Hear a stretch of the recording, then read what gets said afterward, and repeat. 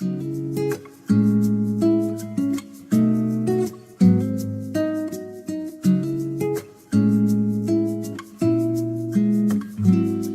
buenas noches, hermanos de la Iglesia Bíblica Malanga y amigos. Gracias por separar este tiempo tan especial para la palabra de Dios. En esta noche culminaremos lo que esta mañana iniciáramos en nuestro tiempo donde usamos la plataforma de Zoom, este tiempo en vivo. Gracias al Señor por eso. Y ustedes ya, aquellos que lo van a ver por nuestro canal de YouTube, lo verán mañana, a posteriori, después de este tiempo, pero no se preocupe, ahí va a estar. Así que vamos a terminar este párrafo del capítulo 11, casi para terminar todo este capítulo, que nos relata este hecho también tan trascendental, cómo se forma la primera iglesia gentil, la primera iglesia de no judíos. Recuerde, ese es el punto histórico. Y con base en este párrafo, en este hecho histórico, seguimos preguntándonos cómo se multiplica la madurez ministerial. Aquí aludimos con multiplicar, donde otros, además de aquellos que estamos directamente involucrados con la obra, cómo podemos ver que otros también compartan esta misma visión y misión. Entonces, en esta noche continuamos y terminamos este párrafo viendo el misterio del ministerio, parte 3, hoy lo culminamos. Esta mañana estuvimos viendo, repito, la pregunta es ¿cómo se multiplica la madurez ministerial? Estuvimos viendo 3 factores. Estuvimos viendo al asumir la dificultad social. Siempre todo cambio representa vencer, enfrentar algún tipo de dificultad. Y ya lo vimos también con el caso del mismo apóstol Pedro, ¿recuerdan? Cuando en la conversión de Cornelio. Y esto continúa. En este caso fue una dificultad mucho mayor, la dispersión, la diáspora, ¿no? Algo tan terrible. En un sentido, hoy estamos en algo parecido. No estamos dispersos, pero estamos recluidos.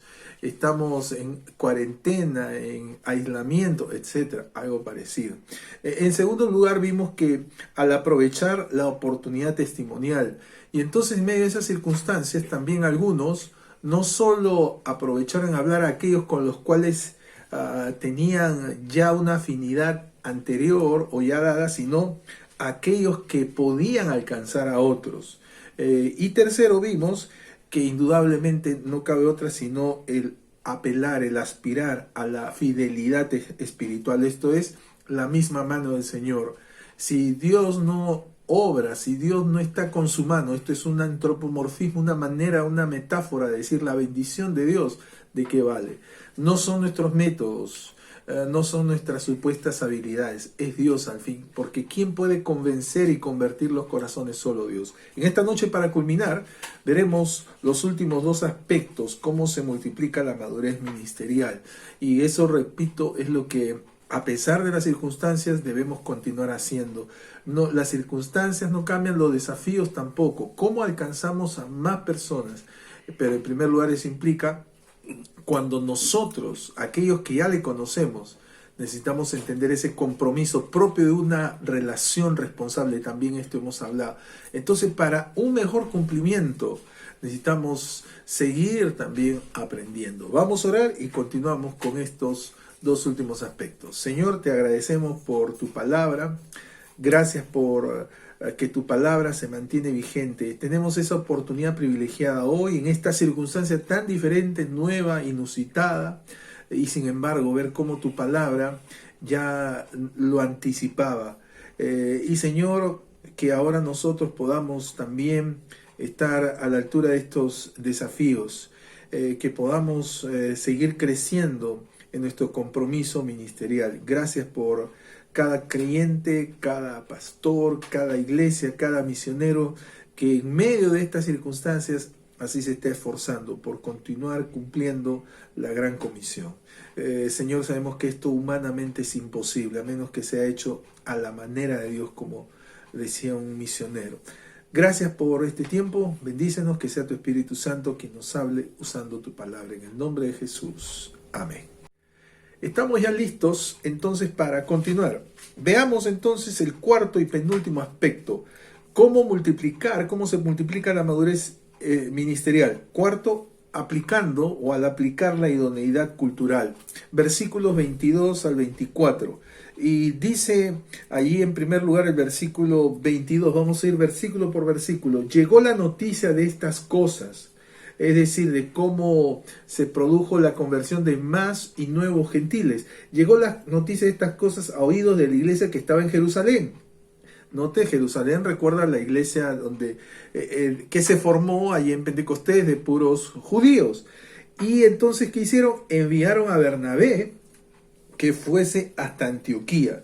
Ahora, note, aquí hay varias cosas que resaltar. A oídos de la iglesia, una vez más, no es el énfasis que llegó a oídos meramente de una persona o del pastor o de los apóstoles que estaban ahí, no cabe duda, sino a oídos de la iglesia.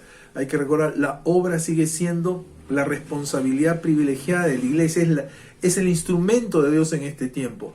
No es el instrumento de Dios un hombre o algunos hombres, es la iglesia. No es el instrumento de Dios una agencia, agencia o agencias misioneras, gracias a Dios por ellas, pero la responsabilidad es la iglesia. La responsabilidad no es de un instituto o un seminario, es la iglesia, como siempre fue. Así que llegó la noticia de estas cosas oídas de la iglesia que estaba en Jerusalén. ¿Y qué hicieron? Enviaron a Bernabé que fuese hasta Antioquía. Ahora ya conocemos a este Bernabé. ¿Recuerdan cómo apareció? La pregunta es, ¿por qué no enviaron a otro de los apóstoles? Así como fue Pedro. ¿Por qué no lo enviaron? Es en un sentido fácil y en un sentido muy difícil la respuesta. Fácil de decirlo, sino que era porque ahora recuérdese, estamos hablando de gentiles. Estamos hablando que habían sido esparcidos, recuerdan versículo 19, habían sido esparcidos por las zonas, ¿no es cierto?, fuera de Jerusalén. Estamos hablando de Antioquía, Antioquía de Siria. Entonces, no era lo más pertinente de un judío. Tenía que ser alguien que fuese gentil, pero no solamente gentil, sino alguien que fuera idóneo. Así que enviaron a Bernabé a que fuese hasta Antioquía. Vamos a hablar un poco más de por qué Bernabé. No era un apóstol formalmente hablando, aunque es considerado entre los apóstoles. Así que hay condiciones que nos van a capacitar para desarrollar una labor especial. Así que Bernabé es considerado, así nos dice en otros pasajes, como entre los apóstoles. Valga la oportunidad, hay dos maneras bíblicas de considerar un apóstol. Apóstoles, y lo vamos a volver a ello, aquellos que fueron específica y directamente nombradas por Jesucristo. ¿Recuerdan? Los 12. ¿Está bien? Pablo. En otro sentido, aludiendo a la función, aquellos que viene, casi ha pasado del griego al castellano, es una transliteración, apostelos, un enviado. Y Bernabé en ese sentido era, ¿qué fue? Enviaron a Bernabé que fuese hasta Antioquía. Entonces la iglesia madre, entre comillas madre donde se originó, Jerusalén, envía a un misionero maduro. Obviamente tenía que estar a la altura de los apóstoles, aunque no lo era. Entonces envía un misionero maduro. Ahora, en la obra de Dios, lo volvemos a decir, no existen Rambos. ¿Recuerda esa famosa película de acción de este soldado espectacular que solo vale por más que un ejército y no se necesita más de nadie? Pues en la obra de Dios no existe eso. Aunque algunos lo crean, lo pretendan o sean apoyados como tales. Gracias a Dios por los hombres dotados, pero la obra no es de un hombre, la obra es de Dios, de la iglesia. No existen, para los más, los de otras generaciones, no existen llaneros solitarios. Existe la iglesia. Entonces se envía a Bernabé. Y ese, como hemos indicado, cumpliendo a la esencia de enviado. Que el envío, cuando se envía a alguien, algo muy importante, el envío se establece por tres elementos. Una vez más repasamos este concepto. Tres elementos establecen el envío bíblico. Primero, ¿quién es el que envía? En el caso de los apóstoles fue Jesucristo. ¿Hoy quién es? Antes lo hizo la misma cabeza, hoy es hecha a través del cuerpo, de su cuerpo, la iglesia. ¿Quién es el que envía? La iglesia. No existe sino otra agencia autorizada, otro organismo autorizado de la iglesia. Segundo, ¿quién es el enviado? En este caso Bernabé. Y tercero, ¿a quién es ese enviado? Cuando alguien encontramos un enviado, hoy sería el equivalente misionero, aunque esta palabra no existe en la Biblia, pero está bien. Pero el concepto, un enviado, tendremos que preguntar quién lo envía. Y a quién es ese enviado. No existe bíblicamente hablando aquellos que no, que yo, que la necesidad. Sí, cómo no, pero no. La consistencia bíblica está en estos tres elementos. Así que ahí está Bernabé siendo enviado por la iglesia. Y ahora notemos cómo este misionero motiva inmediatamente a metas maduras. Dice cuando, versículo 23, Bernabé, cuando llegó a Antioquía, decir, y vio la gracia de Dios, se regocijó y exhortó a todos a que con propósito de corazón permaneciesen fieles al Señor. ¿Qué hizo? Motivó a metas maduras. ¿Qué hizo? La confirmación de los creyentes. Nosotros le llamaríamos cual discipulado. Está bien, pero esa es la labor. Entonces él vio y ahora, entre comillas, ¿qué vio? Ahora, obviamente entendemos no solo los aspectos superficiales, físicos, sino el aspecto ministerial. Una vez más, necesitamos tal capacidad ministerial a aprender a hacer exégesis, interpretación de la cultura, de la realidad, además de la Biblia. Así que ese es otro lente importante, como dijera un escritor. Además del lente de la escritura, el lente de la cultura y el lente de la historia, diría él. Entonces, él vio, dice, la gracia de Dios, se regocijó y exhortó, animó a todos estos creyentes a que con propósito de corazón permaneciesen fieles al Señor. Entonces ahí está resumida la labor básica, fundamental de un enviado, ¿no es cierto? De alguien que tiene esa función. Así que aquí está un perfil del misionero, ministerialmente hablando. Entonces, mire quién fue. Ahora nos dice allí la escritura también, versículo 24, y nos va a dar más detalles de este Bernabé, el perfil de este misionero, de este enviado. Dice el versículo 24, porque era, Bernabé, varón bueno y lleno del Espíritu Santo y de fe. ¿Recuerdan qué significaba Bernabé? Literalmente viene a decir Barnabás, ¿no? Hijo de consolación. Interesante. Y entonces aquí hay tres características que un misionero, un enviado debería tener, un misionero ministerial. ¿Qué es? La primera, un ministerio maduro es ejemplar, bueno. No dice que era regular, no dice que era bien intencionado, no dice que era carismático, cosas que seguramente son muy buenas, pero la Biblia dice, bueno, vaya el estándar. En ese sentido, ejemplar. Hay un par de palabras en el griego que aluden a aspectos de lo bueno, algo que es bueno en su esencia, no maligno, sino bueno, y tal es así que tiene tal valor cual ese, entre comillas, lo hace atrayente o atractivo. Como un buen ejemplo que hace, uno ve algo de tal manera, bueno, ejemplar que dice, wow, qué bueno, motiva a imitar. A propósito, la escritura así dice, 3 de Juan, amado, no imites lo malo. El que imita lo malo no ha visto a Dios. Entonces, ahí está, Bernabé era un misionero maduro ejemplar. Era bueno. En segundo lugar, era espiritual. Dice, lleno del Espíritu Santo. Y es más que una mera palabra, entiéndase, totalmente controlado, dominado por el Espíritu Santo. Y este es el desafío permanente, ya lo hemos mencionado en varias veces. En la Escritura, en el libro de Hechos, vamos a encontrar eso vez tras vez. Y la llenura se manifiesta no por alguna capacidad especial de hablar, se manifiesta por una vida totalmente controlada por el Espíritu Santo, sometida al Espíritu Santo, donde refleja el carácter de Cristo. Ese era Bernabé, lleno del Espíritu Santo. ¿Cómo se logra esa llenura? Recuerde, en la medida que nos sometemos a la Escritura, nos saturamos de ella y nos sometemos al Espíritu Santo. Y tercero, además de ser ejemplar y espiritual, era escritural, dice, lleno de fe también. Obviamente, nuestra fe no es una fe mística, no es una fe aislada. Cuando hablamos en términos bíblicos, alguien dice, ¿tiene fe? La pregunta inmediata es, ¿en qué? El objeto de nuestra fe, la base de nuestra fe es la palabra de Dios. Recuerda que dijo Pablo en Romanos, la fe viene por el oír y el oír por la palabra. A más revelación, conocimiento de la palabra, mayor es nuestra base, nuestro objeto de la fe. Este era Bernabé. Y ya habíamos visto los antecedentes que él había tenido. Así que a esto hablamos de idoneidad cultural. Entre los obreros, entre los que ya están trabajando, Bernabé no era un improvisado, un neófito, un novato.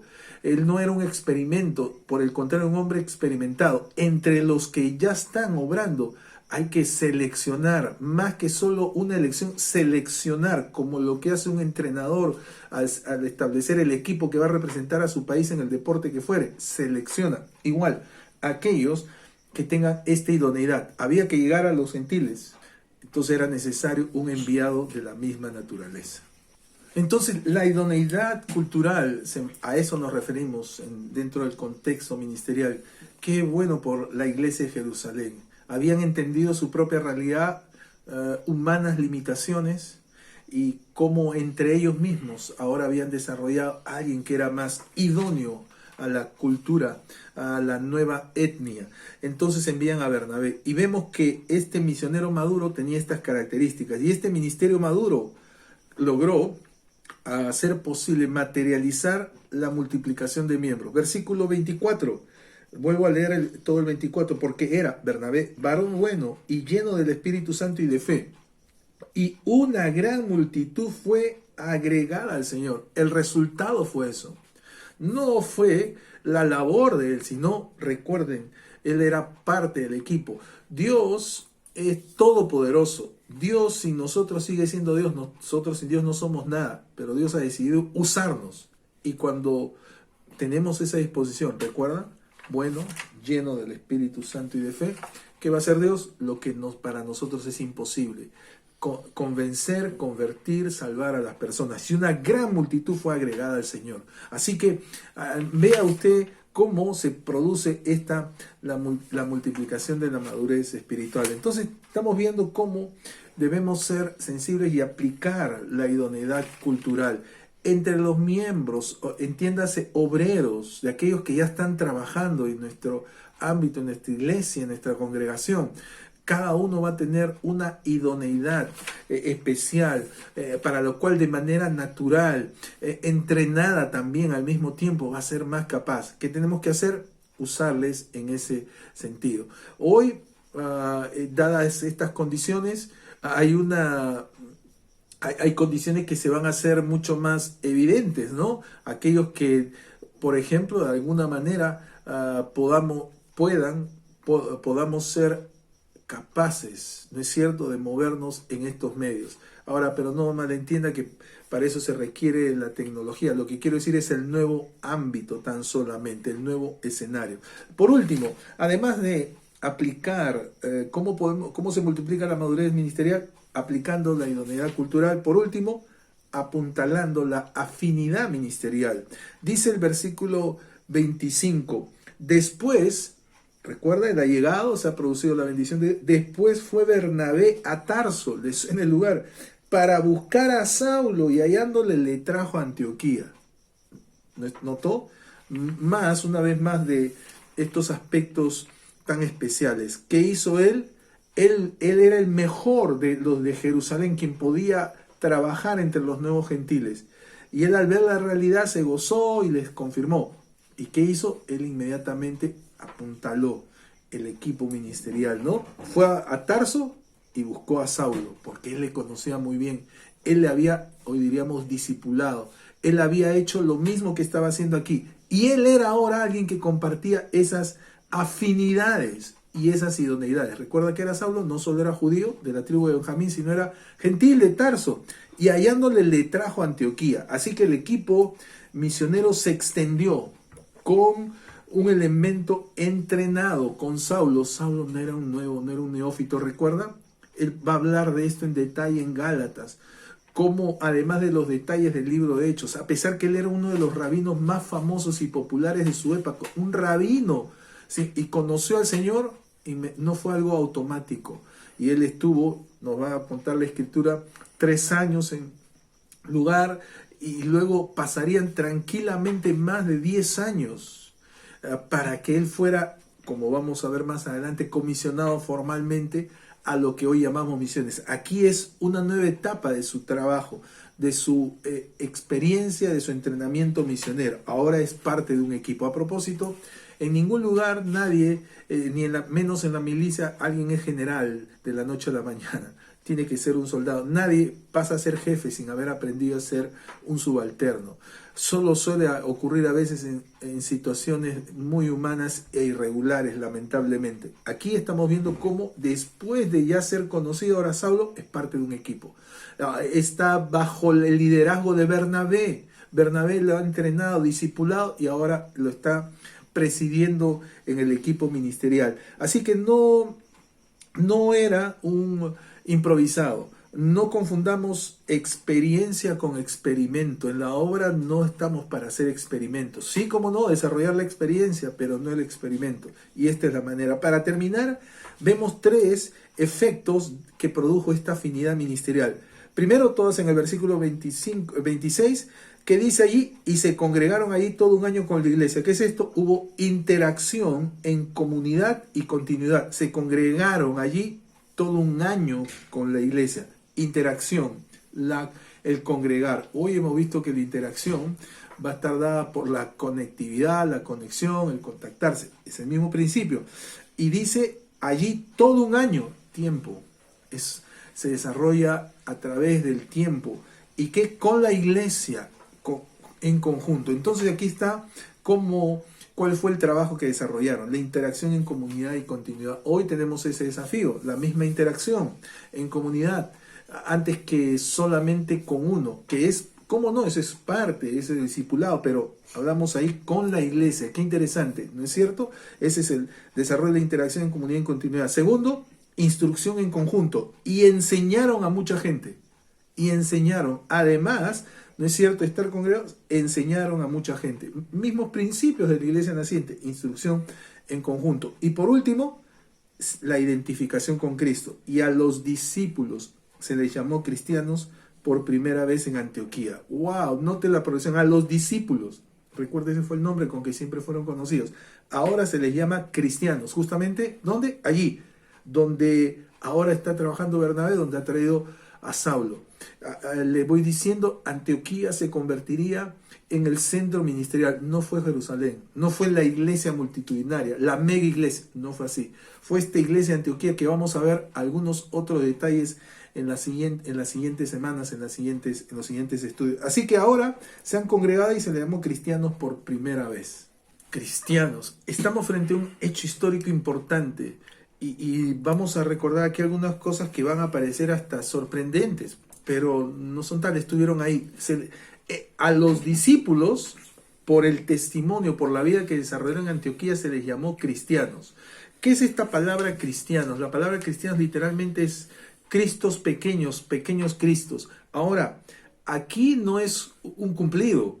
No es la connotación que hoy le pudiéramos dar, ¿no? Literalmente ellos, al ver el testimonio de estos discípulos, lo que vieron fue una práctica tal que no les quedó otra manera de decir, miren cuáles esos Cristos chiquitos. Y repito, recuerde, no era necesariamente un cumplido, pero tal fue la identificación con Cristo que allí fue esa mención. Sencillamente por la nueva vida. Entonces esa es la progresión a propósito. Todos somos llamados, somos ya discípulos del tipo de vida que desarrollemos como tal. Nos van a decir si la verdad nos parecemos a Cristo o no. A propósito, esta palabra, para terminar, cristiano, aparece en el Nuevo Testamento apenas 3 veces. Y hemos visto la primera. La segunda, y miren los contextos donde va a aparecer. Aparece en el capítulo 26, versículo 28, donde Pablo testifica, como Dios le había anticipado, ante reyes, ante Agripa. Y Pablo está testificando allí, dando testimonio, y entonces le dice en el versículo 27, ¿crees, oh rey Agripa, a los profetas? Yo sé que crees. Y mire la respuesta de Agripa. Entonces Agripa dijo a Pablo, por poco me persuades a ser cristiano. ¿Y qué nos recuerda la esencia? El ser cristiano no es una moda, no es un cambio de religión, no es el ponerse una camiseta o algunos adornos o íconos, no. No es el concurrir a algún lugar. El hecho de ser cristiano implica una vida, no es cuestión de un momento, de una moda. Por eso Agripa dijo, por poco me persuades a ser cristiano. Entonces, ser cristiano es vivir tan cerca de Cristo, imitándole, que su vida se va a reflejar en nosotros. Por eso, como hemos mencionado varias veces, nosotros no seguimos al cristianismo. Hoy hay un cristianismo sin Cristo, un cristianismo sin Biblia, un cristianismo sin santidad. No ese es el cristianismo bíblico. El cristianismo es vivir la vida de Cristo, que Cristo viva su vida en nosotros. Esa es la segunda vez que aparece. Y la última vez que aparece, la tercera vez que aparece esta palabra cristiano, la usa el apóstol Pedro. Imagínense en su epístola, en 1 de Pedro capítulo 4, contexto 1 de Pedro, se escribe un momento muy duro de persecución. Muy probablemente era Nerón quien estaba gobernando. Y allí dice esta epístola que uno de los temas que habla es sobre el sufrimiento, cómo enfrentar el sufrimiento, algo que en algunos ámbitos cristianos no se predica o no existe tales páginas. Y Pedro dice aquí, versículo 15, así que ninguno de vosotros padezca como homicida o ladrón o malhechor o por entremeterse en lo ajeno. Interesante. Es decir, eso no tiene mérito, eso más bien uno diría, esa es la consecuencia, bien merecido lo tienes. Versículo 16, pero si alguno padece como cristiano, no se avergüence si no glorifique a Dios por ello. Otro contexto anotado, no son contextos de aplauso, de frivolidad, ya vimos, note, compareciendo ante el rey Agripa, aprovechando la oportunidad para testificar, y aquí otra, ¿cuándo? Padecer. Así que, ¿en qué ámbito se usa? Si alguno padece como cristiano. Así que un cristiano, una de las características distintivas va a ser en cómo padece, en cómo sufre. Así que, pero ese tema, como hemos visto, al parecer no entra en algunos ámbitos. De eso no se habla, de eso no nos conviene. Si alguno padece, dice aquí, como cristiano, no se avergüence. En el mejor de los casos no pida disculpas por el contrario, sino glorifique a Dios una vez más. Así que mire hasta qué punto es la identificación. Entonces, ¿cómo estamos ayudando a que se multiplique la madurez ministerial? Recuerde, eso requiere de desarrollar la idoneidad cultural y apuntalar la afinidad ministerial, un equipo. En cada iglesia, cada persona cada ser humano es diferente, cada creyente es diferente. Y cuando queremos hacer la obra de Dios a la manera de Dios, es lo que vamos a descubrir de en qué ámbitos podemos tener mayor afinidad, mayor idoneidad ministerial. Que el Señor nos ayude. Hay a nuestro alrededor, le termino mencionando una. Hoy, ¿cuál es la afinidad? El sufrimiento, la incertidumbre. Y seguramente usted y yo la comprendemos y la sentimos y la sufrimos. Pero qué buena oportunidad para identificarnos, desarrollar esa afinidad y poder entablar esa relación, ese puente natural, y poder compartir aquel que puede en medio de esa incertidumbre darnos una seguridad eterna. Que el Señor nos ayude y que el Señor nos use para su gloria y honra. Señor, gracias te damos por tu palabra, gracias por el privilegio de conocerte, que no es el fin, no es que fue un fin que nos salvaras y que allí terminó. Al contrario, ahí empieza. Somos una nueva criatura y nos salvaste para un propósito, para buenas obras que tú has preparado de antemano, para que podamos nosotros también alcanzar a otros ante los cuales tenemos mayor idoneidad y afinidad de manera natural.